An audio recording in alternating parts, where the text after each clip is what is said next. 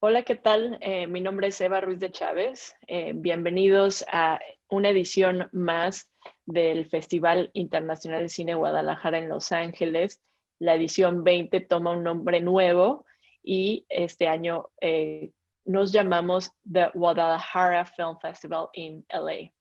Y queremos agradecer a todas nuestras organizaciones que nos apoyan en esta misión del festival, que es seguir mostrando lo mejor del cine latinoamericano y abrir sus puertas al talento latinex para crear una industria fílmica sin fronteras. Y esta edición me encanta porque estamos aquí para platicar con los directores del bloque de cortos de ficción de Latinoamérica. Tenemos de invitados a David de Sola con las lunas de Marte, y en un momento vamos a platicar con él. Él está en Madrid, en España. Y Sebastián Torres, director de Pendeja, que anda por México en Chiapas, y Francesca Canepa, que anda en Madrid, que se acaba de graduar y ahorita nos va a platicar un poco de El silencio del río. Entonces, pues nada, un placer y un honor contar con ustedes y con sus maravillosos cortometrajes. Y si quieren, les voy preguntando en orden cómo, cómo vamos generando estos proyectos y cómo son un ejercicio maravilloso para hacer largometrajes, las dificultades que tienen los cortometrajes para tener la atención de los autores, ¿no? Que creo que ese es el mayor reto. Si quieres, David, contarnos un poco de tu proyecto y cómo nos enganchas en una historia con dos mujeres y de repente entramos en un shock para descubrir quién es la madre de la catástrofe que acaba de pasar, ¿no? ¿Cómo llegaste a esa idea y por qué? Bien. Bueno, primeramente yo no soy director profesionalmente, soy guionista, soy escritor, escribo teatro y escribo cine. Llevo 25 años escribiendo, pero sí hace tiempo que me planteaba dirigir un largometraje y como desde los años 80, yo no, 80 no, los 90, no soy tan viejo, desde los años 90 yo no había dirigido nada fuera de alguna cosa de teatro, pues sentí la necesidad de que antes de plantearme hacer un largometraje tenía que practicar y tenía que ponerme delante de la cámara en algo más pequeño, ¿no? Entonces tuve la oportunidad de contactar con un productor de Tenerife que se llama Dragan Milenkovic, que me ofreció rodar un corto allá. Y se me ocurrió esta historia de dos mujeres que han de compartir un espacio a la espera de el resultado de un hecho muy trágico donde se sabe que ha muerto un chico joven y que es el hijo de una de ellas, pero no se sabe cuál es. Y tienen que compartir la cabina de un teleférico que sube al Teide. El Teide es la montaña más alta de España y está situada precisamente en Tenerife. Entonces, y de esta historia, pensando en hacer una historia muy sencilla, que fuera una conversación entre dos mujeres, y tenía intención de rodar unos cuantos planos recursos en el lugar, pero después toda la conversación entre ellas hacerla en plató con croma. Porque además yo soy una persona con movilidad reducida, entonces rodar en la cabina me parecía muy complicado, ¿no? Pero resulta que el productor se le metió en la cabeza que quería rodar en el espacio real y consiguió los permisos para rodar dentro de esta pequeña cabina que subía a casi 4.000 metros de altura en el Teide, ¿no? Entonces, lo que yo pensaba que era un rodaje muy sencillo para practicar un poco de dirección de las actrices, sobre todo, y tenía una planificación muy, muy sencilla, pues me vi en la complicación de tener pues todo un equipo mínimo de rodaje dentro de esta cabina donde los shots eran muy limitados y donde estábamos, estoy hablando de un espacio que tenía 8 metros de largo, con 4 de ancho, no más. Y ahí estaba pues la directora de fotografía, el cámara, sonidista, script, estaba yo, estaba el tipo que tenía que manejar la cabina. O sea, fue muy complicado hacer una planificación buena para después la edición, ¿no? Todo lo que tenía yo en el storyboard lo tuve que desechar e improvisar durante el rodaje, ¿no? Entonces, para mí fue una práctica muy dura, pero muy valiosa como experiencia para en un futuro pues ponerme detrás de la cámara dirigiendo una película después, ya digo, de haber estado 25 años dedicándome a escribir guiones para otros, ¿no? Pues hiciste un trabajo increíble y muchas felicidades y qué No bueno me quedaba de otra, ya estaba metido, pues te tienes que, te tienes que poner las pilas y yo creo que bueno, salí bien del reto. Fue complicado y fue duro porque además me afectaba la altura, íbamos subiendo y bajando constantemente en la cabina esta y a veces estuve mareado durante el rodaje, pues eran unas condiciones bastante duras para mí, pero una vez superado este reto, pues ahora me veo con muchos más ánimos de no demasiado lejos dirigir un largometraje. Pues esperamos que lo logres. La verdad es que se nota un trabajo espectacular. Creo que desde que abre los créditos, ¿no? Y aparece ese teleférico, se agradece como espectador que hayan tenido ese acierto tu productor y te haya empujado a lograrlo. Y con todas las problemáticas que ya implica hacer cine y que ya implica aventarse a dirigir, pues de verdad una felicitación. Sí, yo luego al final quedé contento, pero primero tuve mis problemas con el productor porque de verdad no me veía capaz de rodar a tantos metros de altura y de meter sobre todo un equipo de rodaje allá en esta cabina tan pequeña, ¿no? Pero fue para bien, yo creo. Fue una decisión del productor que a la larga yo creo que ha sido favorable para el corto. Y para ti. Pues ahora regresamos y te pregunto un poco más de lo que viene. Vale. Eh, pero vamos a platicar ahora con Sebastián. Justo me interesa la temática de Sebastián y platicar por qué un cuento de 1883 de Chekhov resuena hoy en día en una historia moderna en la Ciudad de México y por qué genera ámpula, ¿no? Desde el nombre, creo que es un proyecto que levanta así, que puede generar disonancias. ¿Por qué irnos por ese camino y por qué te resonó un cuento tan antiguo hoy en día? Sí, yo soy muy fanático de Chekhov. Anton Chekhov es uno de mis autores favoritos. Yo soy originalmente del teatro. Yo soy actor de teatro, director de teatro y estoy dando como mis primeros pasos en el mundo del cine. Y como teatrero, pues Chekhov es una fuente muy importante. Conozco todos sus cuentos y yo soy venezolano. Cuando yo llegué a vivir a México hace 7 años, estuve, no sé, un par de meses y me di cuenta de que tenía que contar esa historia en un cortometraje.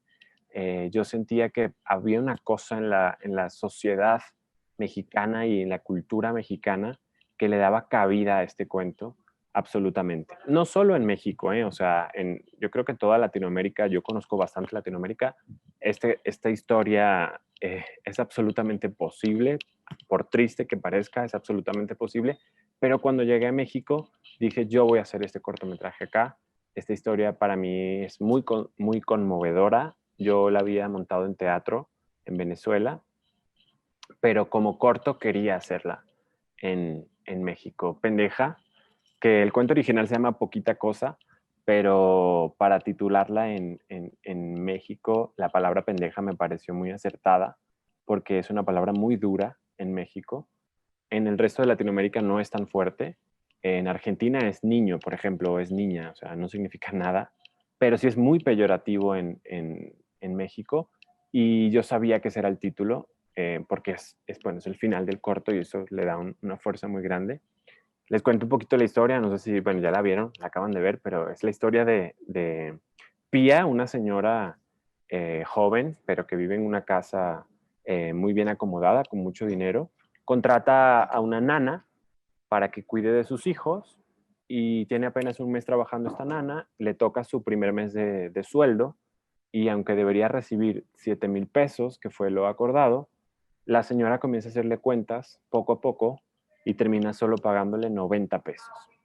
Y es la historia de cómo baja de 7,000 a 90 pesos ante una Pía eh, sorprendida, pero también sumamente como quieta, que no protesta, que no reclama. Y eso para mí Sumisa. era lo más sumisa, eso para mí lo más interesante de la historia, era esa sumisión y sobre eso yo quería hablar concretamente.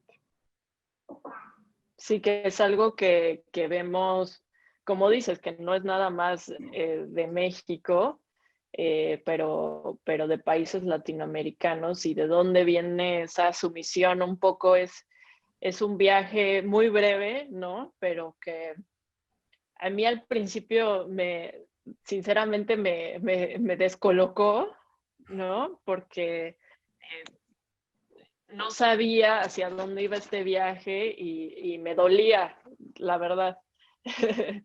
Sí, es Y muy creo que doloroso. es difícil conseguirlo en tan poco tiempo, ¿no? Que esas son lo que pasa con los cortometrajes y la complicación que implica acercar al público en tan poco tiempo. Sí, sí, tal cual. Yo creo que es una historia que te mueve mucho en muy poco tiempo, que te hace un viaje emocional muy, muy doloroso sobre todo, y que te da mucha injusticia y que quieres golpear a la actriz, que es buenísima, Perla Villarello, es buenísima. Eh, y después da ese giro que, bueno, eso sí ya no los contaré, pero da ese giro que también es muy sorprendente.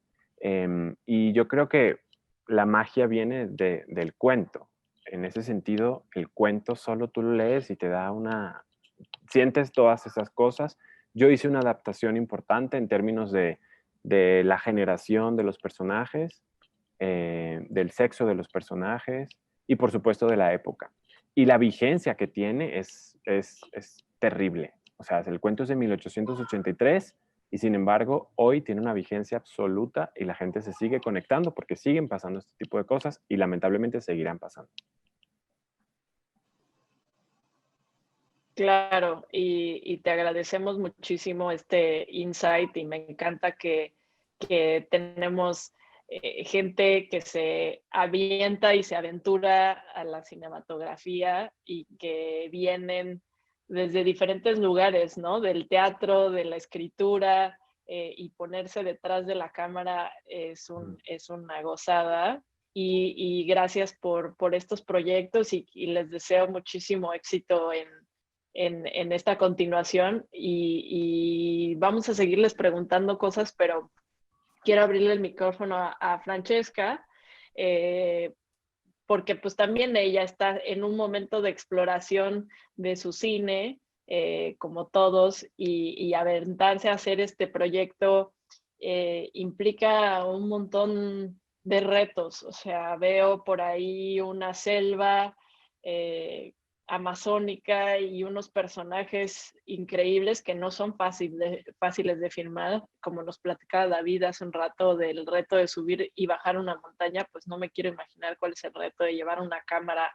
a la selva, de meterla a un río, de trabajar con gente que pues supongo yo, y me encantaría preguntarte, son de esas localidades, pero ¿por qué contar una historia con toques fantásticos y con una visión infantil de un personaje precioso que es este niño y que descubre entre esta visión tan nueva un mundo que parece extraño y que parece fantástico y que parece ser una sirena y en realidad que nos, ¿qué querías decir con esta sirena? No quiero decir lo que yo vi, más bien quiero que nos platiques y nos cuentes.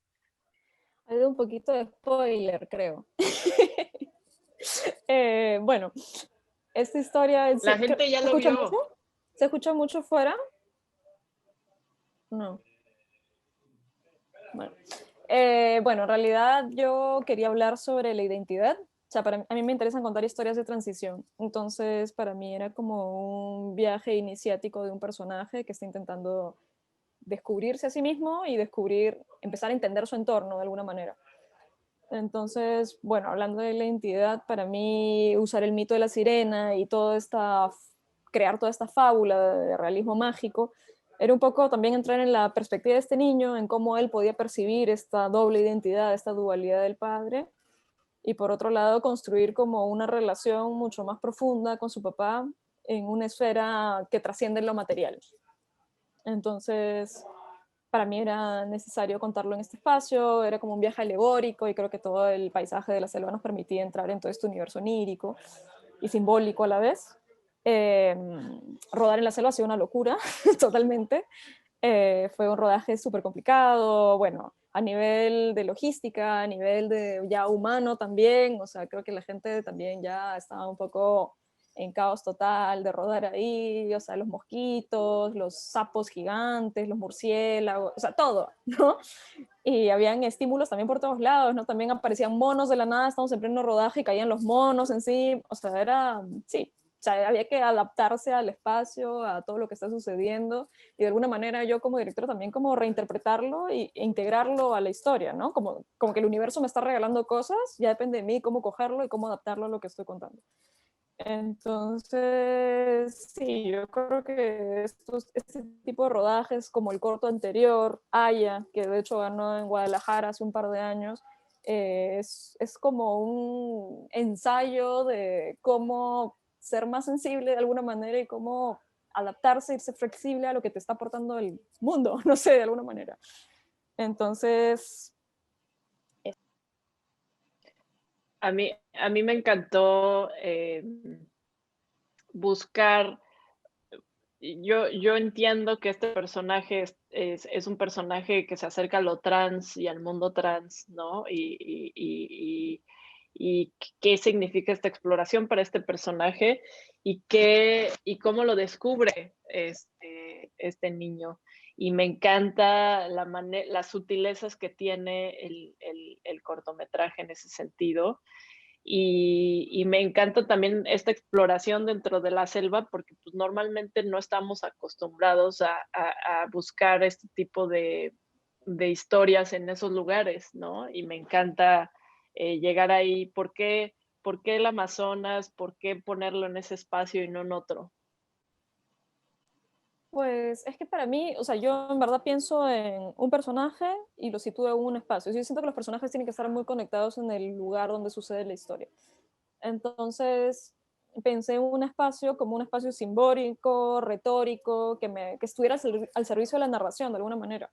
Entonces, como se trataba de un viaje iniciático, pues la selva es justamente este espacio de transición, de búsqueda, de los miedos. O sea, siempre ha sido representada la selva como este espacio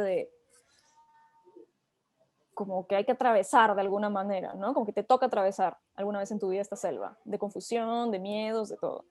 Entonces, por un lado era eso, y por otro lado, pues la cosmovisión de la selva amazónica, pues tiene muchos mitos y leyendas, y está este personaje de la sirena que para mí iba perfecto con esta dualidad del padre.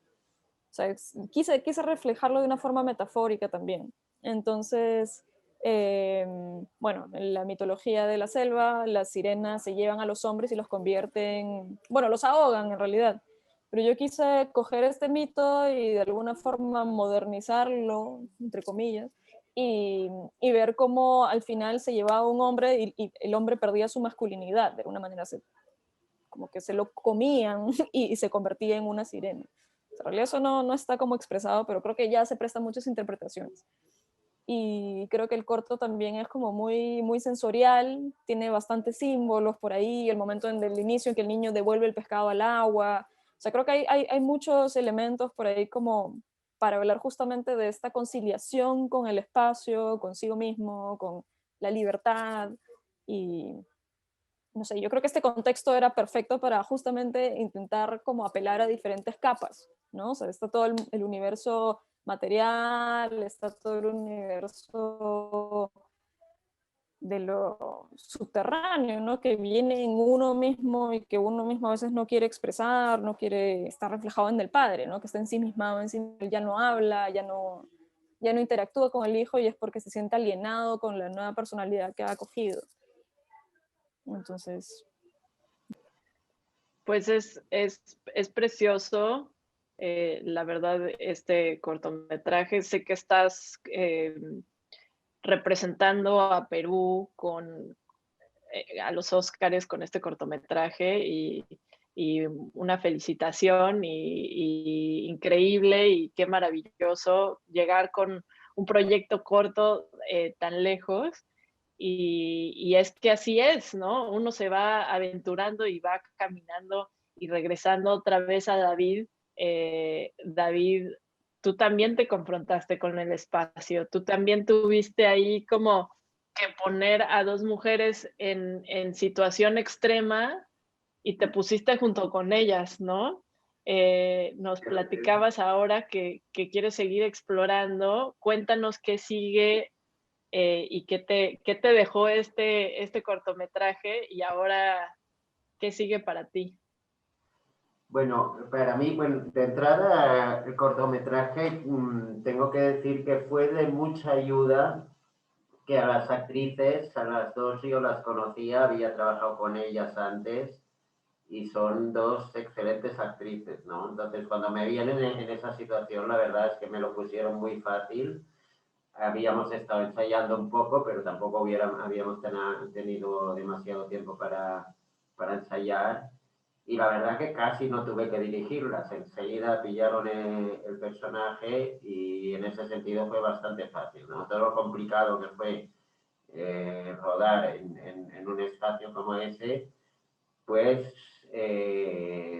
quedó solucionado por la facilidad que da trabajar con actrices profesionales que las dos tienen una trayectoria larga, ¿no? Y no me acuerdo qué me preguntabas, porque quería decir esto y no... ¿Qué seguía para ti? ¿Qué sigue ahora? Sí. Bueno, yo sigo trabajando como guionista y escribo largometrajes, sobre todo escribo también teatro y tengo un proyecto personal que está en manos de dos productoras y estamos ahora buscando financiación para que pueda dirigirlo yo, ¿no? Pues esperemos que este camino de cortometraje te abra paso para el largometraje y vamos a estar pendientes de tu proyecto.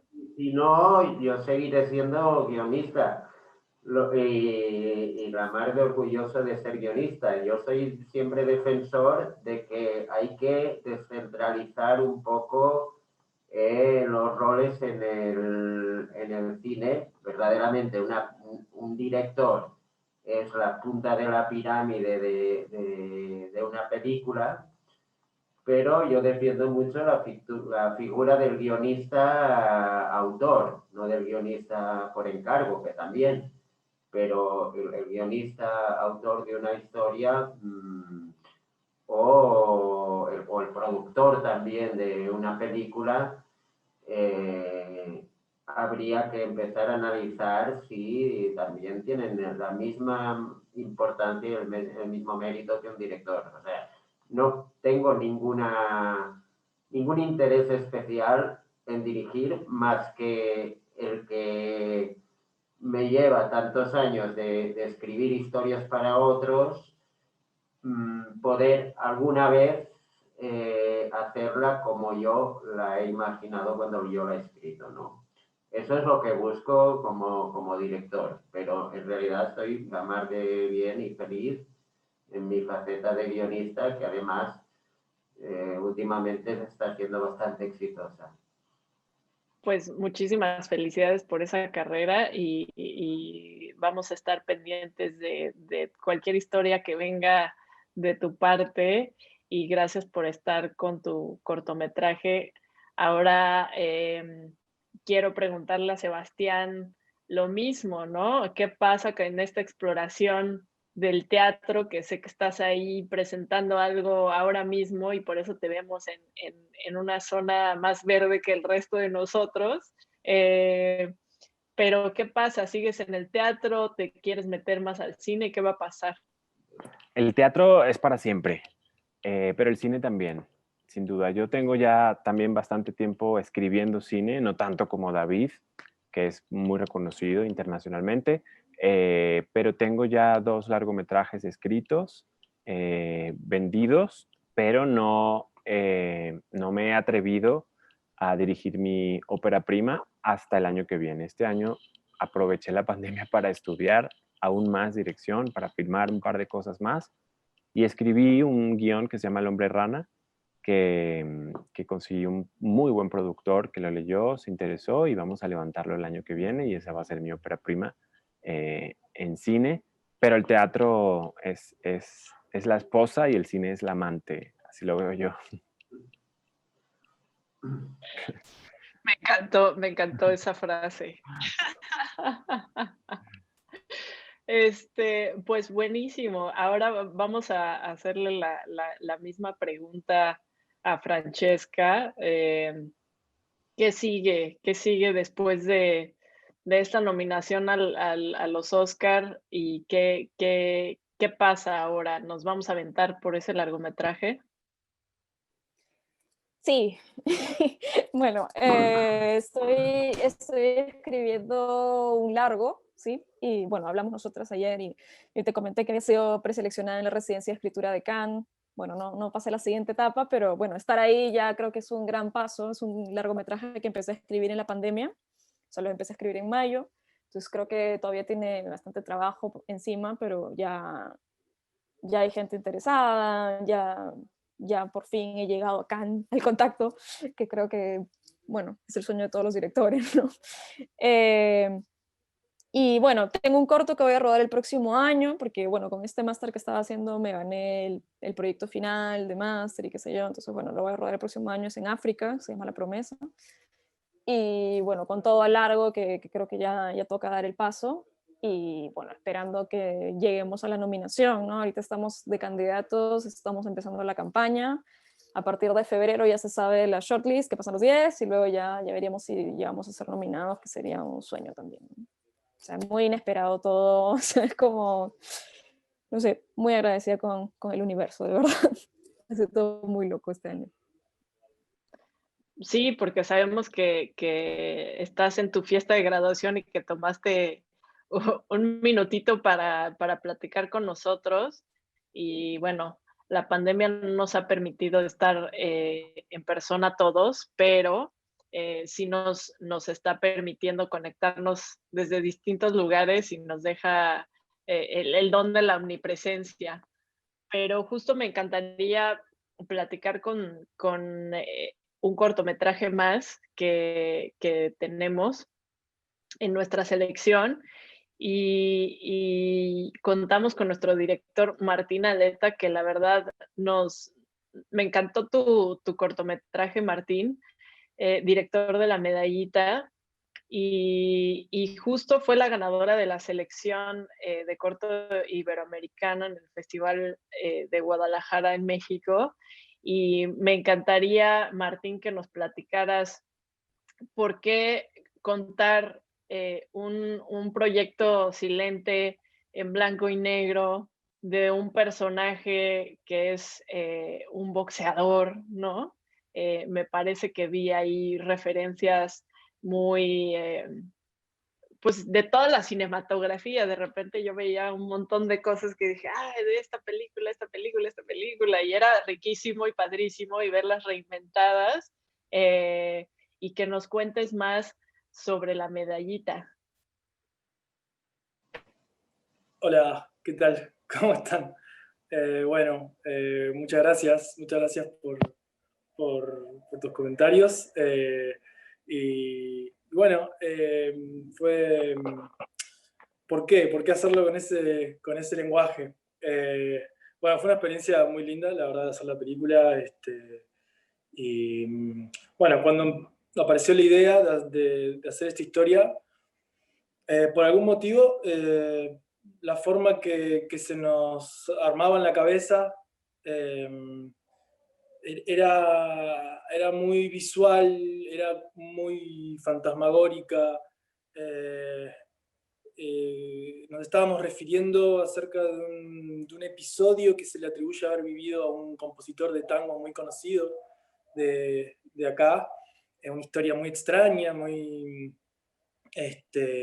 donde donde era un poco esotérica la historia, pero transcurría también hace mucho tiempo.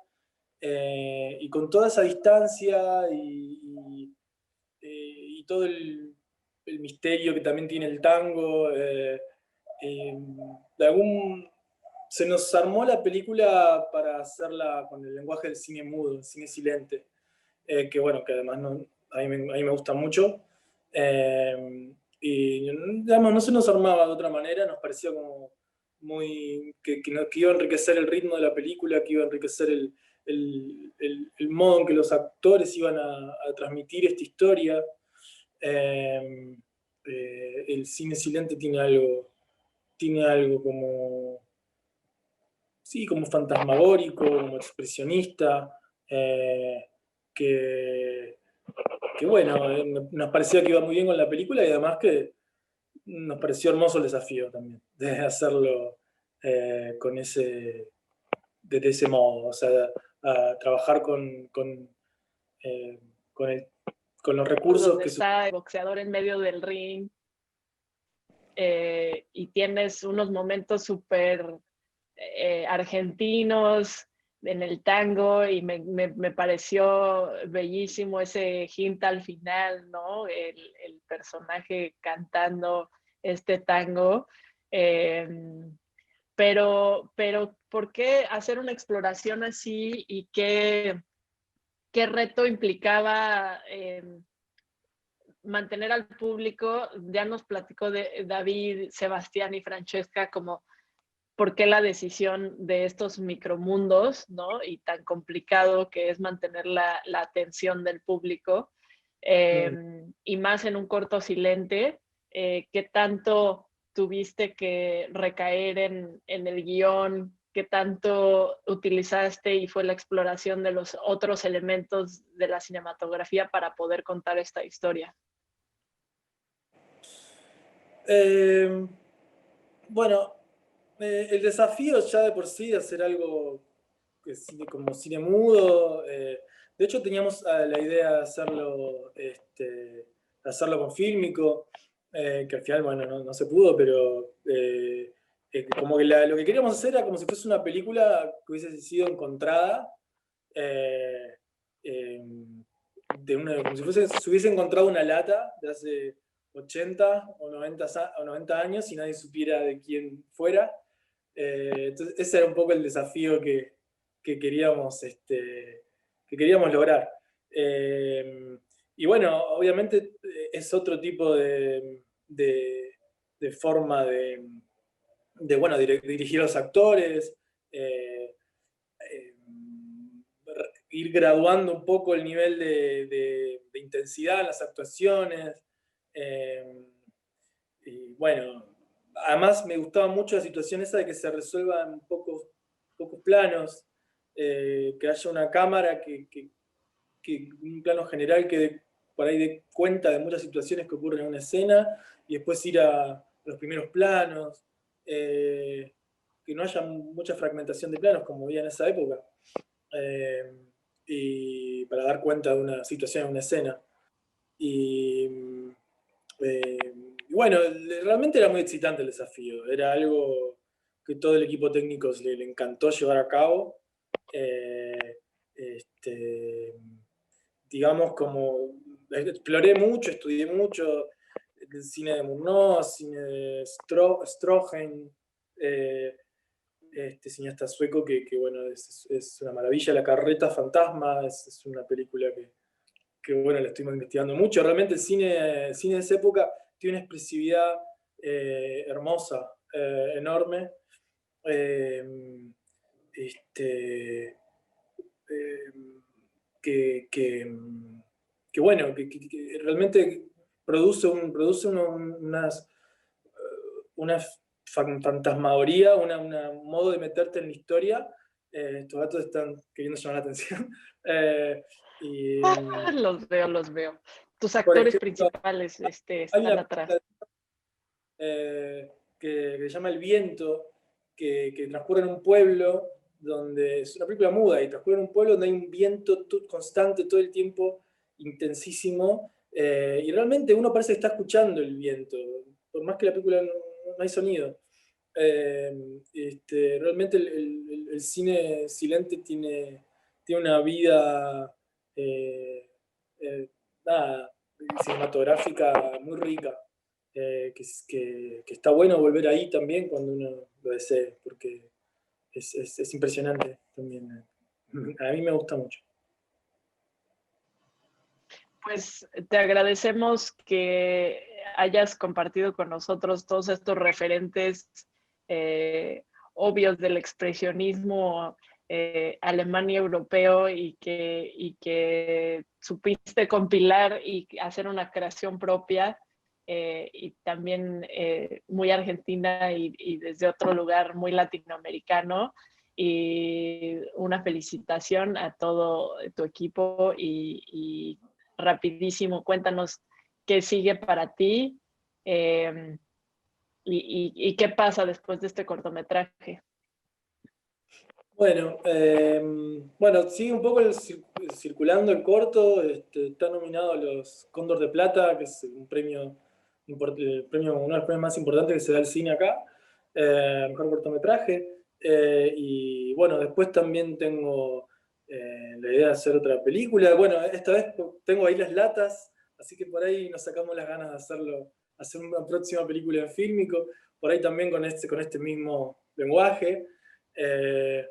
Y bueno, después también tengo un documental de un viaje que hice a España con una familia, con unas hermanas, unas primas, una familia muy particular bueno, que filmé un viaje. Estoy editando. Y después, bueno, un videodanza, que es otra cosa. Y bueno, y escribiendo un guión para un largometraje también. Pero bueno, ahí vamos, ahí vamos. Pues Martín, una felicitación, muchísimas gracias a todos por tomarse este tiempo. David, Francesca, Sebastián, muchísimas gracias, muchísimas felicidades. Esperamos seguir escuchando de proyectos de todos ustedes. Sin lugar a dudas, sus cortometrajes son maravillosos y saben que en Guadalajara siempre tendrán un espacio. Le queremos agradecer a todos por acompañarnos en esta edición de Screening to Streaming del Guadalajara Film Festival y síguenos en nuestra página de internet thickinla.com y en Instagram y Facebook y en Twitter con la cuenta FICG in LA. Muchísimas gracias a todos, nos estamos viendo y un abrazo. Gracias. Gracias. Gracias.